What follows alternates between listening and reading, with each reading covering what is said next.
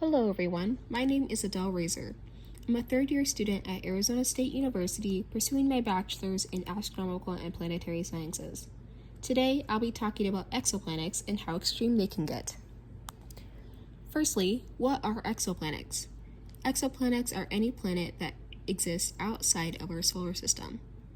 Most of the time, these planets have their own planetary systems, but there are some instances where they don't, which is what we will get into later on. Exoplanets come in many different sizes and makeups. Some are massive like Jupiter, and some are the size of Earth. Some exoplanet surfaces can be ranging from rocky, icy, or gassy, or with a combination of all three. Their orbits are not alike from system to system and do not mirror our own solar system. Some can be closer to their star than Mercury is to our Sun, or be way out in the planetary system farther than Neptune is in ours. The first exoplanet was discovered in 1995, and since that first discovery, there has been more than 6,000 exoplanets that have been discovered. To find these planets, we use radial velocity.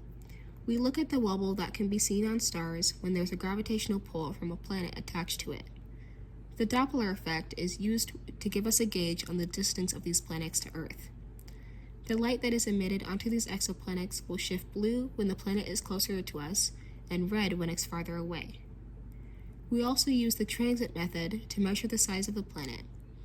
When the planet orbits around a star, the light from the star will dip when the planet passes in front of it from our perspective. The more the light dips, the larger the planet is. The Hubble Space Telescope and the James Webb Telescope make it a lot easier to visualize these exoplanets that are far away. Some exoplanets can usually be categorized in one of three ways: hot Jupiters, super-Earths, and rogue planets. These planets have really extreme conditions that are unlike anything we've experienced here on Earth. The first discovery of a hot Jupiter was in 1995, and since then we've found over 600 of them. Hot Jupiters are made up of gaseous material that have atmospheres similar to Jupiter's, being made of hydrogen, helium, methane, carbon monoxide, carbon dioxide, sodium, and water. There are also vaporized metals in hot Jupiter's atmospheres such as iron and titanium. These atmospheres heat up to over 1,000 degrees Kelvin, and ultra-hot Jupiters can heat up to over 2,000 degrees Kelvin. The orbit of hot Jupiters are very close to their star, with an orbital period of less than 10 days.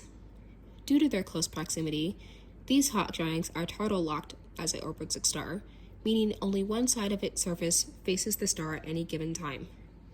The dark side of these planets are cooler than the lit side, but the heat is still at unimaginable temperatures. Super-Earths had their first discovery in 2005, and since then there's been over 1,500 super-Earths that we've found.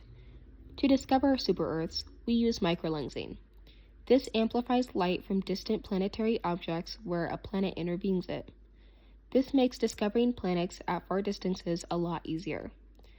Microlensing helps us find 3 times more planets, and this includes exoplanets that are 8 times smaller than previous ways of finding planets. These home-like planets are twice the size of Earth and can be up to 10 times the mass of Earth. The surfaces of super-Earths aren't exactly like our home. They can consist of rock, gas, or a mix of both. Their atmospheres are thicker and more dense when compared to Earth's thin atmosphere. The first exoplanet temperature map was made in 2016 and was used to discover that there's a possibility of lava flowing on super-Earths. Rogue planets are very different when compared to other exoplanets. Rogue planets are free-floating and untethered to a star. The first one was discovered in 2000, and more than 200 rogue planets have been found since then. These exoplanets start the same way as any other planet does. A swirling disk of gas and dust that's surrounding a star gets collected and collapsed until it forms a planet. Sometimes, though, these planets can get thrown out of their star's orbit if gravity intervenes with other large bodies in space. These exoplanets are then left all alone in the depths of space.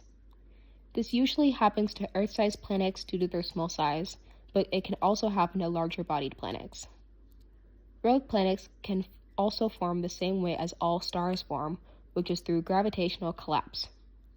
Usually, the forming star is not massive enough, though, and so it will become a brown dwarf or a rogue planet. To find these planets, we can't use radio velocity since there's no star to gravitate towards, so we have to use other methods. One of the ways that we can search for rogue planets is by using infrared light to detect the faint and cool planets that drift alone in space. We can also use gravitational microlensing to see how objects in space bend light as it passes through. The background light will appear to brighten when the object passes in front of a star or galaxy. Thank you so much for listening.